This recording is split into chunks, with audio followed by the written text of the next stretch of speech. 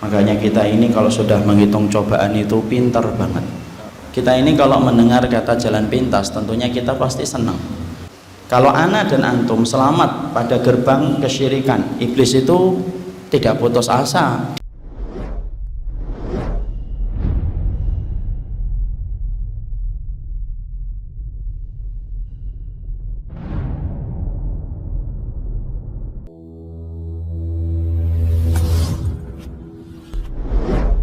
Assalamualaikum warahmatullahi wabarakatuh. Innal hamdalillah wassalatu wassalamu ala Rasulillah wa ala alihi wa sahbihi wa man tabi'ahum bi ihsan ila yaumil qiyamah. Ikhwan yang semoga Allah rahmati, akhwat yang semoga Allah berkahi, Bapak dan Ibu yang semoga senantiasa diberikan kebaikan oleh Allah. Tidak ada yang penting kecuali adalah syukur kita kepada Allah atas segala kebaikan yang Allah telah berikan dan Allah limpahkan kepada kita. Karena sesungguhnya tidak ada kebaikan dan ketaatan yang terselenggara dalam kehidupan kita bukan karena hebatnya kita dalam iman, bukan pula hebatnya kita dalam takwa, tetapi semua ibadah yang kita selenggarakan dalam hidup, baik itu rukuk, baik itu sujud, ataupun ketika kita mendatangi ilmu, semata-mata karena hebatnya Allah ketika menolong hambanya yang beriman. Inilah yang menjadikan kita bersyukur, tidak perlu menyombongkan diri dari ibadah yang kita selenggarakan, tidak perlu menempok dada dari apa yang sudah kita kerjakan, karena sesungguhnya ibadah kita semata-mata hebatnya Allah ketika menolong hamba yang Allah pilih dan hamba yang Allah cintai. Makanya kita selalu membaca satu ayat 17 kali dalam satu hari, Iyyaka na'budu wa iyyaka nasta'in. Kenapa disebutkan kata nasta'in setelah kita mengucapkan kata na'budu? Maka sesungguhnya ahli tafsir menyampaikan, karena sesungguhnya ibadah kita tidak akan mampu kita lakukan dalam kehidupan kecuali karena pertolongan yang Allah berikan dalam kehidupan kita. Inilah yang menjadikan kita bersyukur setiap waktunya, setiap saatnya. Mungkin kita sering bertanya, kenapa setiap kajian ilmu selalu didahului sebuah nasihat untuk senantiasa bersyukur kepada Allah? Karena sesungguhnya kita harus paham, karakternya saya dan karakter antum itu sama, bahwasanya kita adalah manusia. Hasan al-Basri rahimahullahu ta'ala, beliau pernah ditanya bagaimana karakter manusia itu. Maka Hasan al-Basri itu berkata, sesungguhnya karakter manusia itu dua aslinya. Yang pertama, ya'uddul masaib, suka menghitung-hitung kalau dia mendapatkan cobaan dan musibah. Makanya kita ini kalau sudah menghitung cobaan itu pintar banget. Kita beli handphone kemahalan sedikit, sama tokonya dendam 5 tahun tidak hilang-hilang. Dan itu karena kita ini akuntan paling handal kalau sudah menghitung cobaan dan ujian. Karena itulah yang ada dalam kehidupan manusia. Sifat yang kedua, yansa ni'ma rabbih, suka melupakan besarnya kenikmatan yang Allah telah berikan kepadanya. Makanya kita sering lupa kenikmatan, sampai-sampai ketika kita di kamar mandi pun lupa apa yang kita keluarkan itu pun merupakan dari kenikmatan. Makanya antum paham kenapa kita habis dari kamar mandi membaca Ghufranaka. Padahal kalau kita pikir, kita ngapain di kamar mandi kok tiba-tiba keluarnya istighfar. Ternyata Syekh bin Bas mengatakan keluarnya kita dari kamar mandi membaca Ghufranaka karena banyak di antara kita ini lupa bahwasanya nikmat ketika bahwasanya mengeluarkan kotoran itu merupakan kenikmatan dari Allah. Dan itulah yang menjadi sifat dasar manusia, bahwasanya dia suka lupa, amnesia kalau sudah bicara tentang kenikmatan dari Allah. Makanya majelis ilmu apabila kita selenggarakan itu pengen merubah dari karakter aslinya, dari karakter yang asalnya amnesia terhadap kenikmatan, kita rubah supaya kita menjadi akuntan paling handal untuk menghitung setiap kenikmatan yang Allah telah berikan kepada kita.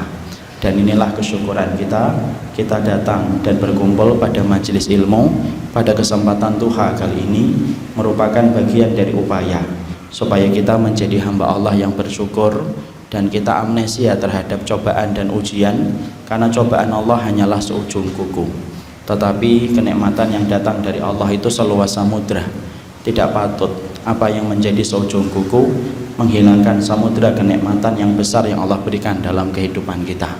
Kepadanya kita bersyukur, kepadanya kita menggantungkan segala urusan dalam kehidupan kita, dan kepadanya kita memohon supaya Allah tidak meninggalkan kita walaupun sekejap mata. Amin insyaallah. Sebelum kita menyampaikan apa yang menjadi tema yang akan kita bahas dalam kesempatan duha kali ini, saya ingin menyampaikan dan mengkoreksi sebentar. Tapi sebelum saya menyampaikan koreksi saya menyampaikan terima kasih sebesar-besarnya kepada panitia masjid yang telah bersusah payah mengkondisikan takmir masjid Jenderal Sudirman dan para asatid dan para ikhwan-ikhwan yang ada. Maka kalaupun kita tidak bisa membalas kebaikan antum, semoga Allah melapisi keberkahan hidup antum di dunia dan di akhirat. Dan kepada setiap panitia, doa kita dan kebaikan kita mengiringi mereka. Maka setelah kita mengucapkan itu, saya ingin mengkoreksi. Tadi ada salah satu ikhwan mengatakan ada ahlul ilmi yang datang. Maaf, saya bukan ahlul ilmi, saya hanyalah penyampai ilmu. Banyak kekurangan yang saya miliki dan saya tidak pantas disebut ahlul ilmi. Makanya saya harus luruskan, karena sesungguhnya kriteria ahlul ilmi itu sangatlah berat. Apalagi kalau kita membaca apa yang disampaikan Ibnu Qudamah tentang definisi ahlul ilmi. Tetapi saya sangatlah jauh dari kriteria ahlul ilmi. Saya cuma menyampaikan ilmu.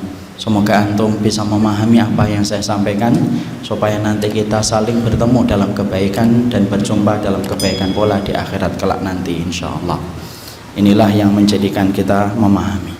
Kemudian yang kedua, sebenarnya bukan antum yang bahagia, tapi saya yang justru bahagia bertemu dengan antum semuanya.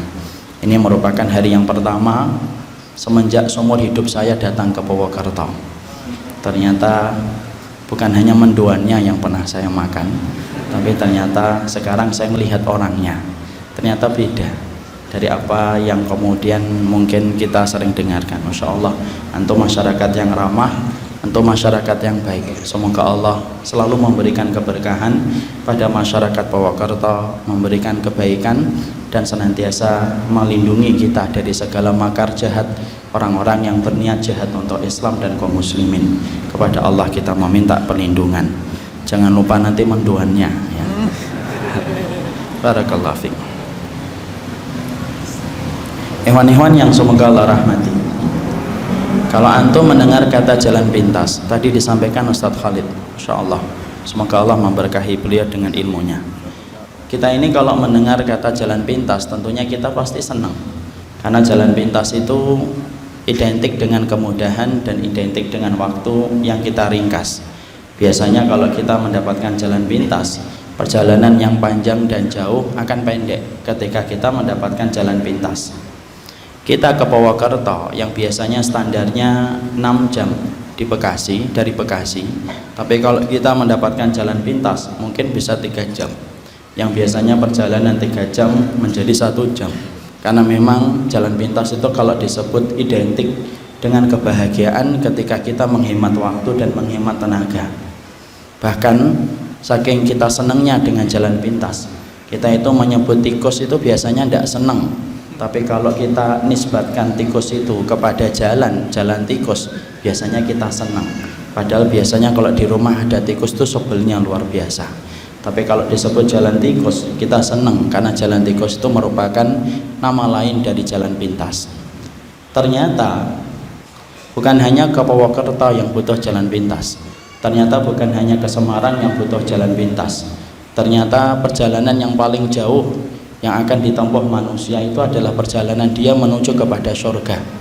Karena pada dasarnya kita hari ini itu sama-sama menjadi musafir.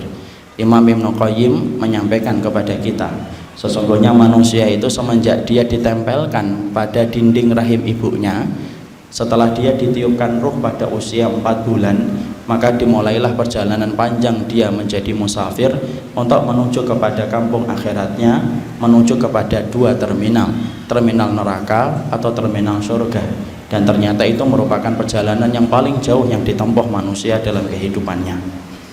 Makanya inilah yang menjadikan kita memahami, kalaulah kemudian ke Purwokerto yang tidak sepanjang ke akhirat kita butuh jalan pintas, Kalaulah ke Semarang yang tidak sepanjang jalan kita kepada terminal surga, ternyata kita butuh jalan pintas, Masya Allah, sesungguhnya perjalanan kita ke surga pun membutuhkan jalan pintas.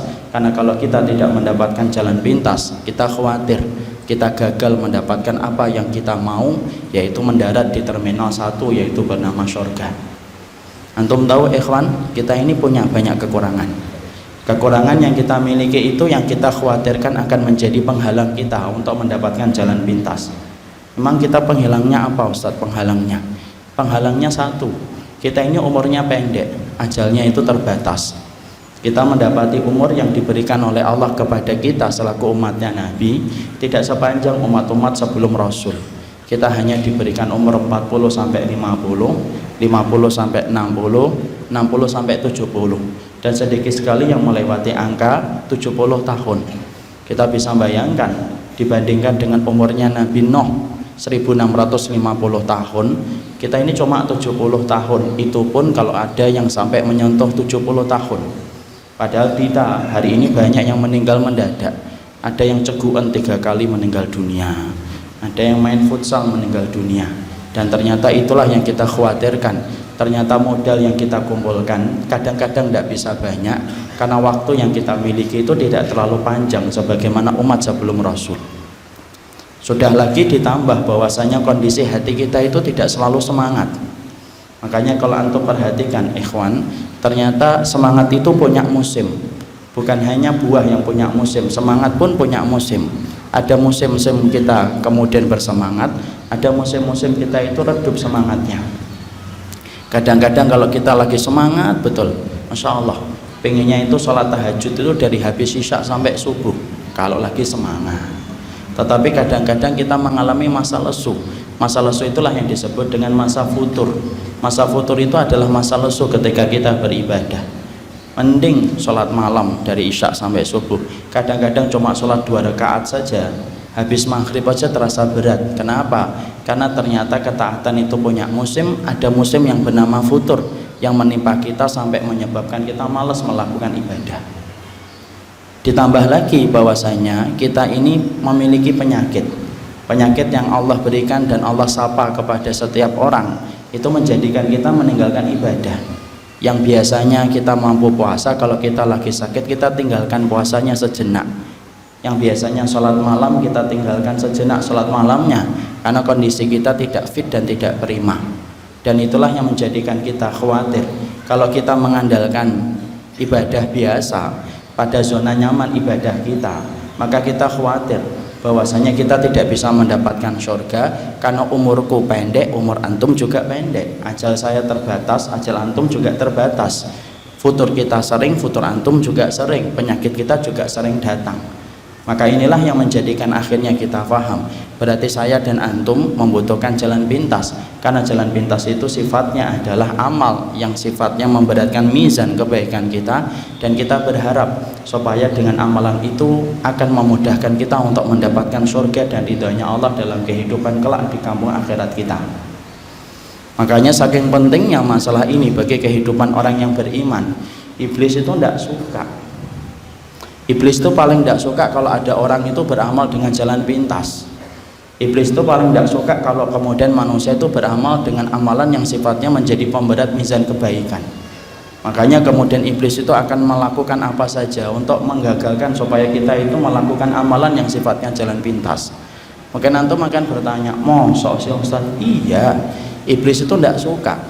Mana dalilnya bahwasanya iblis itu tidak suka kalau kita melakukan amalan yang sifatnya jalan pintas? Maka dalilnya antum akan dapatkan dalam keterangan yang disampaikan oleh Imam Ibnu Qayyim pula. Imam Ibnu Qayyim itu berkata kepada kita, sesungguhnya iblis itu kalau menggoda manusia itu ada 6 pintu yang semuanya itu jebakan. Jadi di balik 6 pintu yang dipasang oleh iblis itu, maka di baliknya itu ada jebakan. Maka kita kalau akan menguraikan ini nanti akan tahu bagaimana iblis itu tidak suka kalau kita beramal dengan jalan pintas. Apa jebakan yang pertama yang dipasang oleh iblis? Yang pertama syirik. Makanya kemudian kita ini digoda supaya kita ini melakukan kesyirikan. Kenapa ini merupakan pintu gerbang yang pertama yang disenangi oleh iblis? Karena iblis tahu apabila seseorang itu sudah terperosok dalam kesyirikan, batal, terhapus semua amal kebaikannya, tidak ada sisanya di hadapan Allah. Makanya gerbang yang pertama ketika mereka itu menggoda manusia itu apa?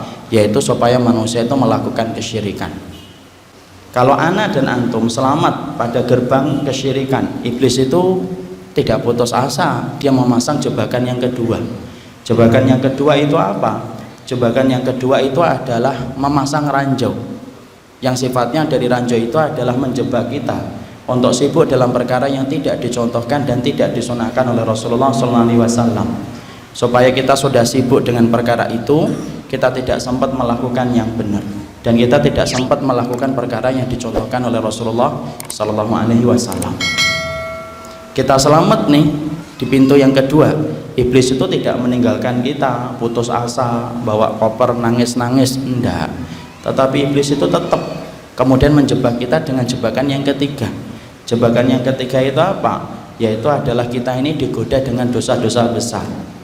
Makanya dosa-dosa besar itu ngepung dalam kehidupan kita. Antum perhatikan ikhwan, dosa-dosa besar itu strateginya iblis itu gimana? Iblis itu ketika menggoda kita dengan dosa-dosa besar, satu, bagaimana dosa-dosa besar itu dirubah namanya dari nama yang dulunya menjijikkan, kemudian dirubah namanya dengan nama-nama yang tampaknya tidak lagi menjijikkan, supaya ketika kita tidak lagi memandang jijik dosa-dosa besar itu, akhirnya orang dan manusia itu bisa melakukan dosa-dosa itu tanpa dia sadari. Makanya perhatikan, hari ini dosa itu bereinkarnasi, dia berubah casingnya, tetapi bentuknya tetap sama. Yang dirubah itu namanya supaya kita tidak merasa jijik.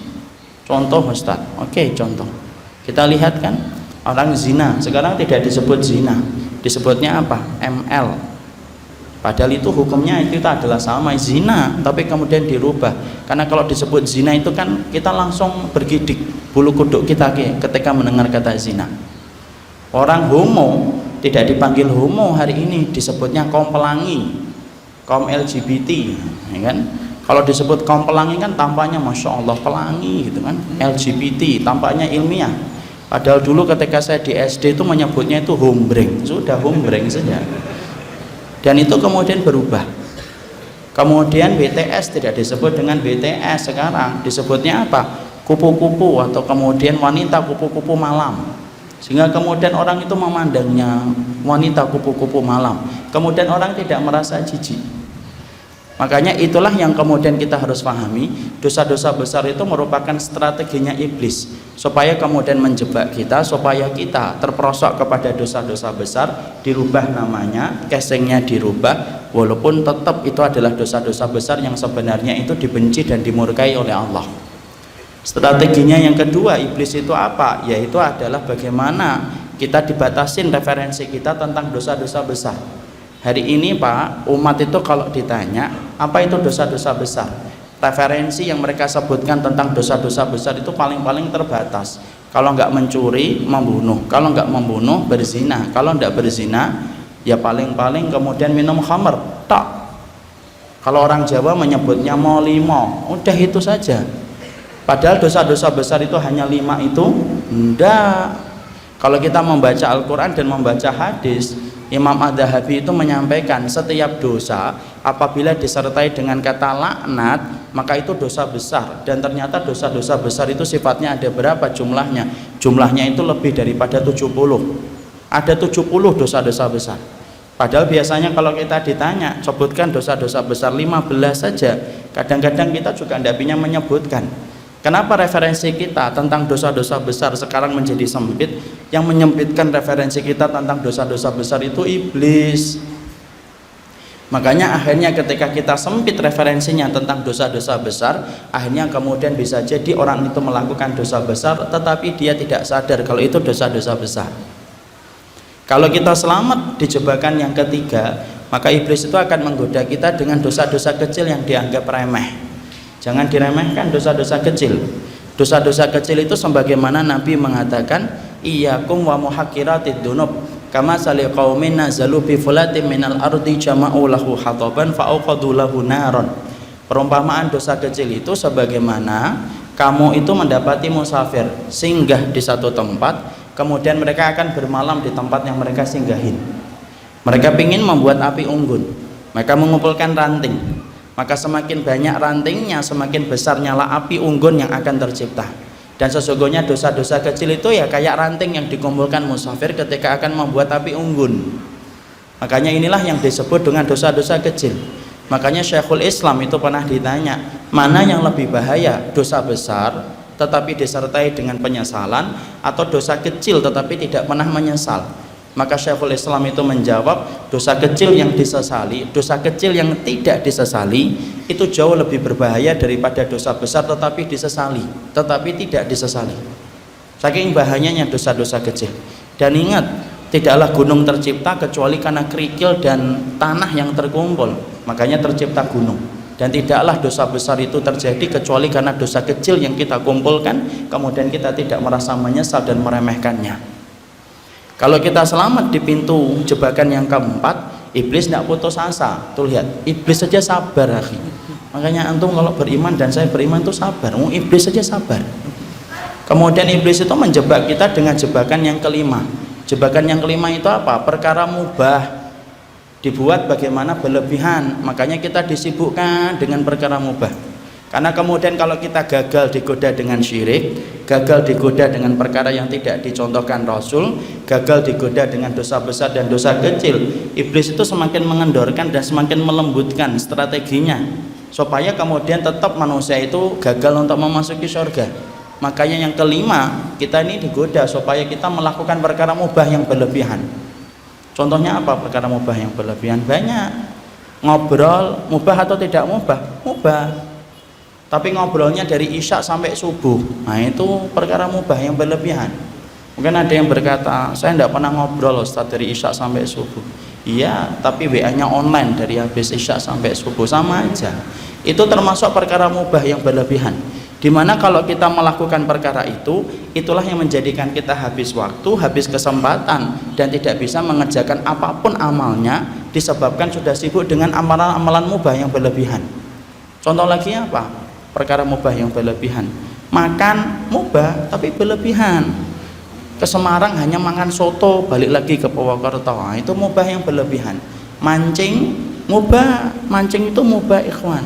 Tapi mancingnya 6 hari 6 malam di tengah lautan, tidak pernah mengingatkan keluarganya, itu perkara mubah tetapi sifatnya berlebihan. Dan itulah yang kemudian kita dapatkan, sesungguhnya iblis itu yang kelima akan menyibukkan kita dengan perkara mubah yang berlebihan. Kalau kita gagal kemudian digoda dengan pintu yang kelima, iblis itu akan mendekat kita dan menghasut kita dengan jebakan yang keenam. Jebakan yang keenam itu apa? Tadi disibukkan kita dengan amalan yang kecil. Jadi iblis semakin putus asa ini. Makanya ketika sudah gagal digoda dengan berbagai macam tahapan tadi, maka yang terakhir itu yang keenam. Apa yang keenam? Yaitu adalah digoda supaya kita sibuk dengan amalan yang kecil tetapi diluputkan dari amalan yang besar. Makanya tadi saya katakan iblis itu tidak suka kalau kita itu beramal yang sifatnya itu jalan pintas.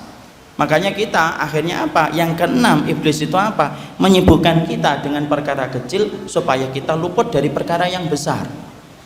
Bagaimana contohnya Ustaz? Banyak. Contohnya adalah ketika misalkan antum ikut taklim, ada saudara antum tidak ikut taklim, dia sholat 2 rakaat, sholat 2 rakaat. Sholatnya itu sunnah, ikut taklimnya itu hukumnya wajib.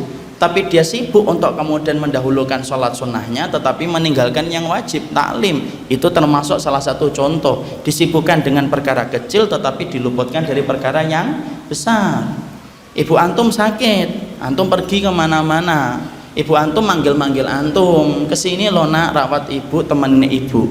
Tapi antum malah berkata sama ibunya, ndak ibu, saya harus silaturahmi ke teman-teman saya ingin dapat pahala. Betul, antum datang ke teman-teman antum dapat pahala. Tapi ketika antum meninggalkan ibu antum ketika sakit, itu berarti antum meninggalkan pintu gerbangnya surga.